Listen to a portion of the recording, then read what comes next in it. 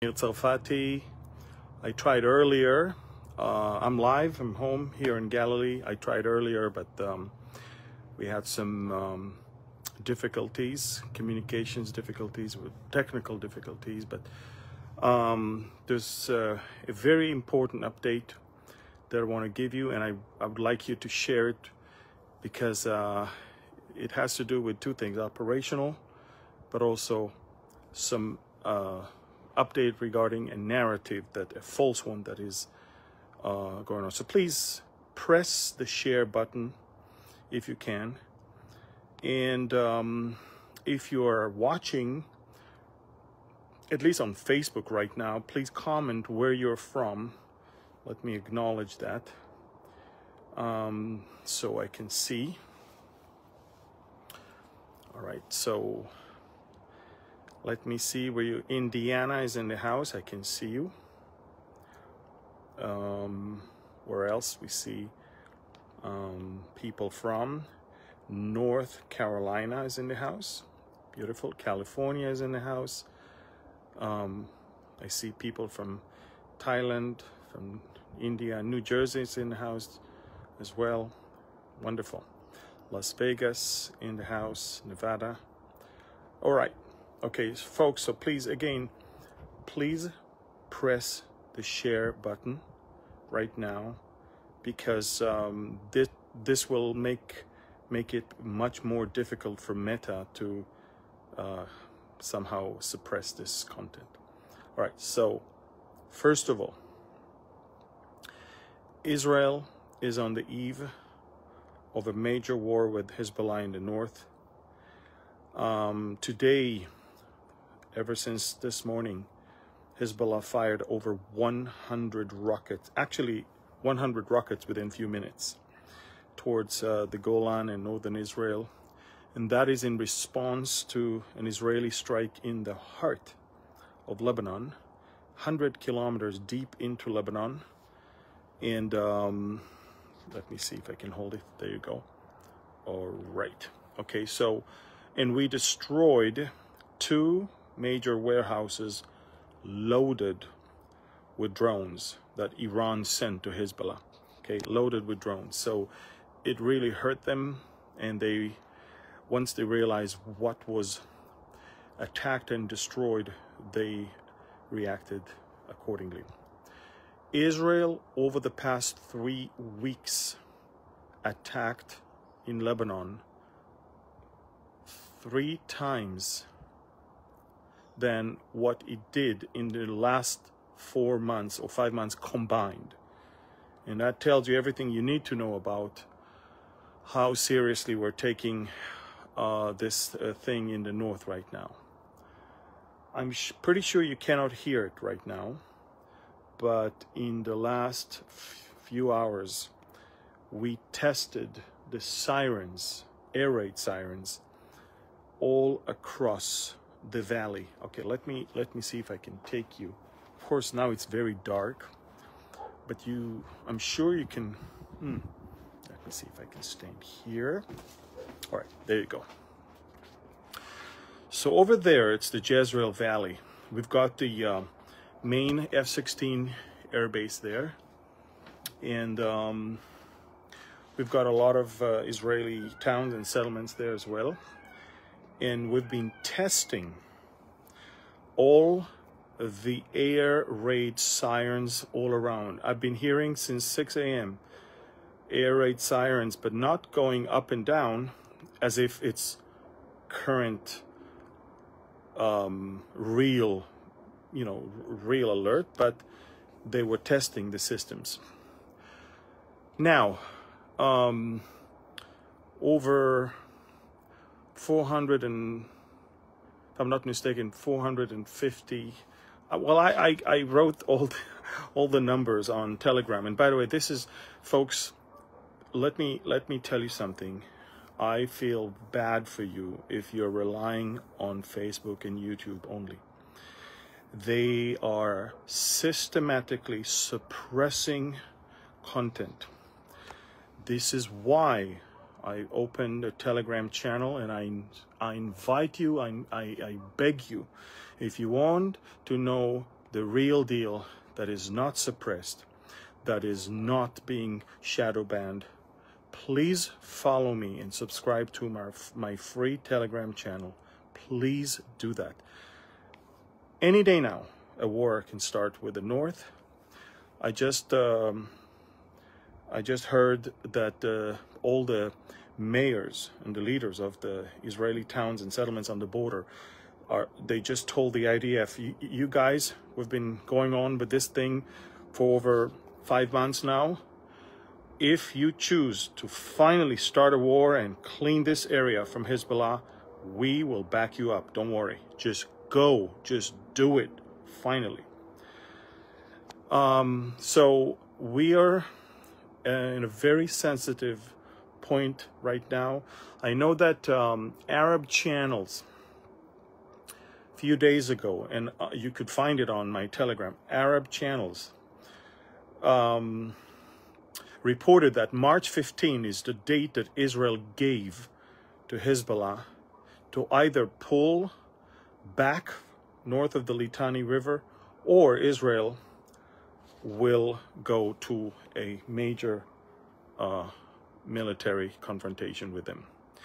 We're at March 12th right now, so 3 more days to go. We're stepping up our game every day. We attack deeper and deeper in Lebanon, higher and higher quality targets. More and more assets are being destroyed. Hezbollah already lost nearly 300 terrorists. 300 operatives of Hezbollah. That's a lot for this organization. Now, of course, they have thousands, but these are major people. Some of them are major commanders. And over 100,000 South Lebanese left their homes. Some of the towns and villages in southern Lebanon have 70% of the homes and the houses there completely destroyed. There's a huge pressure from within Lebanon on Hezbollah to not escalate this and get to war. And indeed, in fact, opposite, just pull back. Don't let Israel use this as an excuse for war. That's what I mean. That's how they say it. So make no mistake, Iran is pulling the strings, but Iran doesn't want to lose another asset. They lost Hamas. Hamas is almost completely defeated. Yesterday, Israel managed to confirm that the night between Saturday and Sunday, we, following very quality human intelligence, we managed to strike from the air with heavy bombs, buster bombs. We managed to hit an underground tunnel in central Gaza Strip, in Nuseirat, and we killed number 3 in Hamas. Number 3. Marwan Issa, that's his name. He's basically the military commander of Hamas. So Hamas is getting crushed. And now comes the point that a lot of you probably don't understand. How come President Biden is pushing for more aid, more food? Let me tell you something. First of all, there is no hunger in Gaza.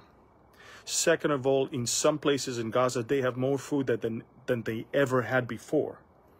And third, let me tell you this. There is a well-orchestrated, well-funded campaign to create a narrative of hunger.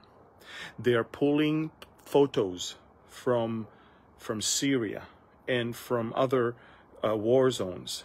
Photos from 2014, some of them are even older, showing very skinny children and all that. That's all fake.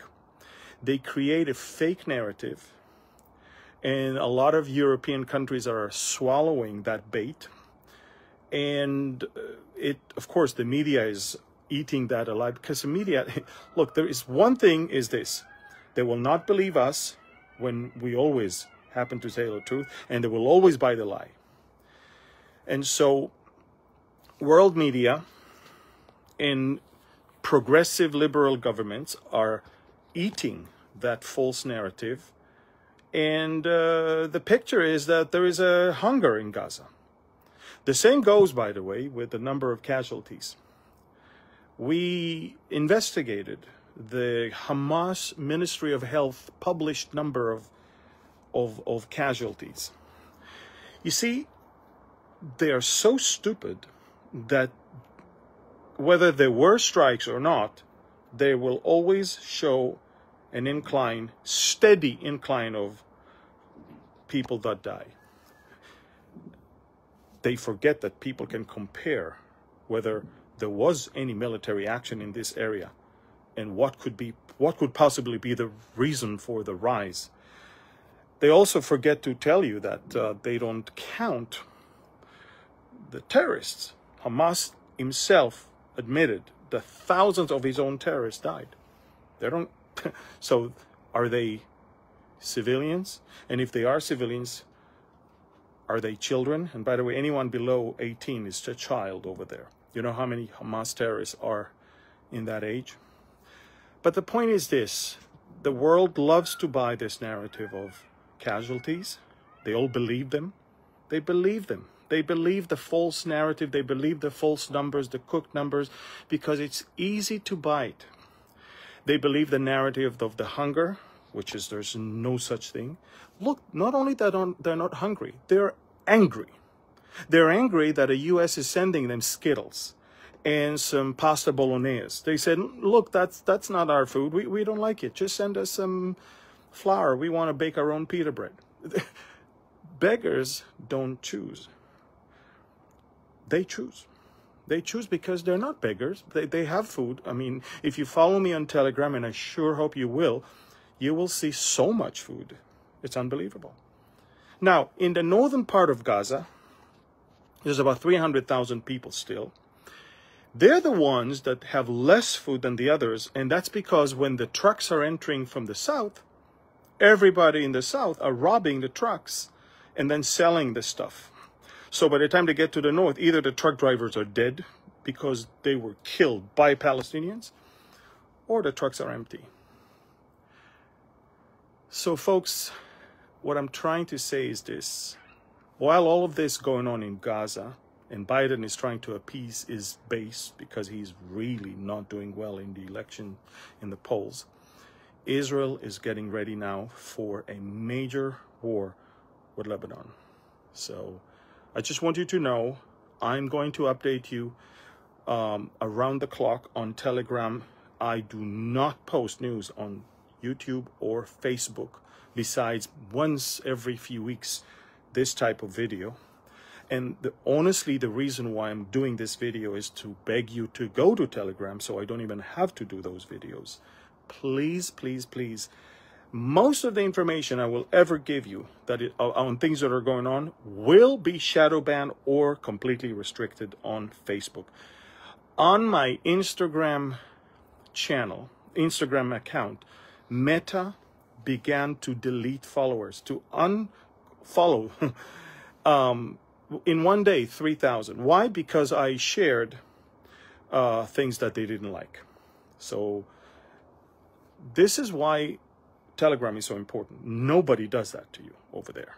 Go to Amir Tsarfati. I think I have 483,000 subscribers there.